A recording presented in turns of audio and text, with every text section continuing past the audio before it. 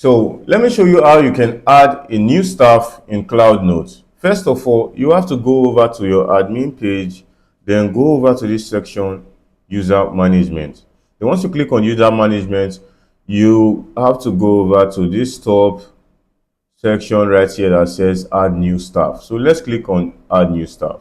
So first of all, you have to ensure that the staff username is correct, which is very important. So for you to add a new staff, you have to send an invite over to this staff, which means this staff already needs to have a CloudNote account as a teacher. So now what we need to do is put in the username of this staff, and all we have to do is click submit.